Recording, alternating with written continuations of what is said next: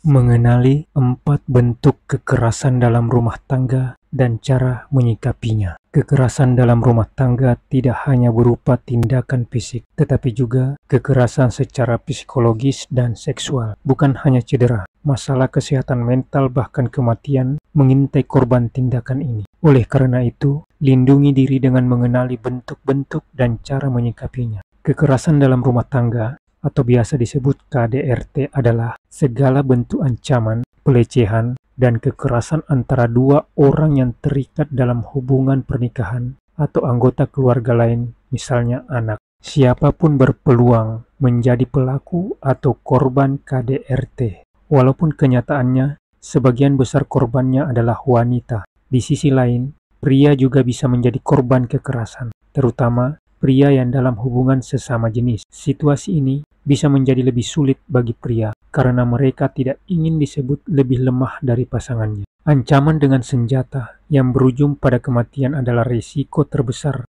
yang dapat muncul jika KDRT tidak dihentikan. Tanda akibat kekerasan fisik dalam rumah tangga dapat terlihat dengan mudah, misalnya berupa luka dan memar. Kekerasan dalam rumah tangga yang menyerang psikologis akan meninggalkan luka batin dan rasa tidak percaya diri yang sampai memicu trauma, stres, atau depresi. Ada kalanya korban KDRT bahkan tidak sadar bahwa dirinya sedang mengalami kekerasan dalam rumah tangga. Dengan tahu tanda-tanda kekerasan dalam rumah tangga, Anda bisa lebih waspada dan tahu kapan harus mencari pertolongan, baik untuk diri sendiri maupun orang terdekat Anda. Berikut jenis dan bentuk KDRT yang perlu teman-teman ketahui. Yang pertama, kekerasan emosional. Berikut ini adalah tanda-tanda kekerasan dalam rumah tangga yang mungkin saja pernah atau sedang Anda alami. Yang pertama, pasangan mengkritik atau menghina Anda di depan umum. Yang kedua, pasangan menyalahkan Anda atas perilaku kasarnya dan mengatakan bahwa Anda pantas mendapatkannya. Yang ketiga, Anda sering merasa takut pada pasangan. Yang keempat, Anda mengubah kebiasaan atau perilaku tertentu demi menghindari pasangan marah. Yang kelima, pasangan melarang Anda bekerja, melanjutkan studi, atau bahkan bertemu keluarga dan teman. Yang keenam, pasangan menuduh Anda berselingkuh dan selalu curiga jika Anda terlihat dekat atau bicara dengan orang lain.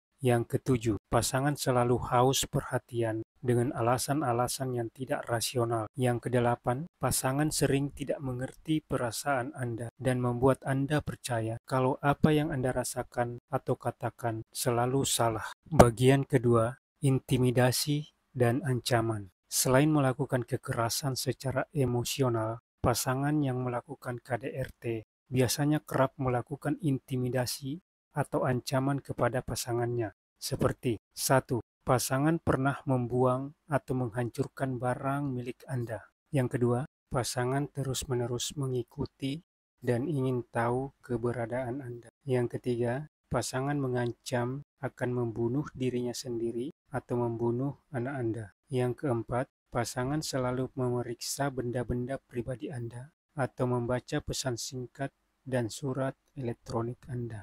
Yang kelima, pakaian yang Anda kenakan ataupun makanan yang Anda konsumsi dikontrol oleh pasangan Anda. Yang keenam, pasangan membatasi uang yang Anda pegang sehingga Anda tidak dapat membeli kebutuhan penting untuk diri sendiri. Bagian ketiga, kekerasan fisik. Kekerasan fisik dalam rumah tangga berupa memukul, menampar, menendang, mencekik, menjambak, mengurung, atau bahkan membakar anggota tubuh Anda, anak, hewan peliharaan, atau orang kesayangan Anda. Perilaku tersebut biasanya dipicu oleh kecanduan minuman beralkohol dan penggunaan obat-obatan terlarang. Bagian keempat, kekerasan seksual. Kekerasan dalam rumah tangga juga bisa melibatkan aktivitas seksual seperti 1. Pasangan memaksa Anda melakukan hubungan seksual bahkan dengan orang lain. Yang kedua, pasangan menyentuh anggota tubuh sensitif Anda dengan cara tidak layak. Ketiga, pasangan menyakiti Anda selama melakukan hubungan seksual. Yang keempat, pasangan memaksa berhubungan seksual tanpa menggunakan kondom bahkan melarang Anda menggunakan alat kontrasepsi. Setelah melakukan tindak kekerasan, pelaku KDRT biasanya akan meminta maaf dan berjanji tidak akan mengulangi kesalahannya. Bahkan, mereka memberikan hadiah untuk menebus rasa bersalahnya. Namun, sikap ini tidak berlangsung lama dan kemungkinan ia melakukan tindakan KDRT kembali bisa saja terjadi. Begini cara menyikapi kekerasan dalam rumah tangga. Upaya untuk keluar dari hubungan penuh kekerasan seringkali tidak mudah. Masalah ekonomi umumnya menjadi salah satu alasan untuk terus bertahan di dalam situasi yang membahayakan ini. Korban KDRT yang mencoba lari justru mendapat kekerasan yang lebih buruk lagi jika tertangkap. Pada pasangan heteroseksual, suami yang menyiksa istrinya juga seringkali tidak ingin sang istri membawa pergi anak mereka. Makin lama bertahan di dalam situasi KDRT, makin besar bahaya yang mengancam. Tidak hanya diri sendiri yang terluka, tetapi anak yang menyaksikan kekerasan berisiko tumbuh menjadi pribadi yang juga suka melakukan kekerasan. Bahkan, anak juga berisiko mengalami gangguan psikis, perilaku agresif, dan rendah diri. Jika Anda sudah lama ingin keluar dari hidup penuh kekerasan dan tekanan, berikut ini adalah langkah-langkah yang dapat Anda lakukan. 1. Beritahu kondisi Anda pada orang terdekat yang dapat Anda percaya. Pastikan pelaku tidak berada di sekitar ketika Anda menginformasikan hal ini. 2. Dokumentasikan luka Anda dengan kamera dan simpan dengan hati-hati. Ketiga, catat perilaku kekerasan yang Anda terima beserta waktu terjadinya. 4. Hindari melawan kekerasan dengan kekerasan, karena beresiko membuat pelaku bertindak lebih ekstrim. Jika Anda sudah memiliki tekad yang kuat untuk siap meninggalkan rumah, ada beberapa tips yang bisa Anda lakukan dengan hati-hati. Di antaranya, 1. Siapkan tas berisi semua keperluan penting Anda. Bawa serta dokumen penting pribadi seperti kartu identitas, uang, dan obat-obatan. Tempatkan tas di tempat yang aman dan tersembunyi. 2. Jika memungkinkan, gunakan nomor dan perangkat seluler yang baru untuk berjaga-jaga agar tidak terlacak.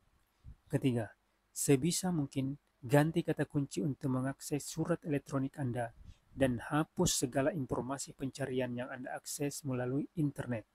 Yang keempat, ketahui persis kemana Anda akan pergi dan bagaimana cara untuk mencapai lokasi tersebut.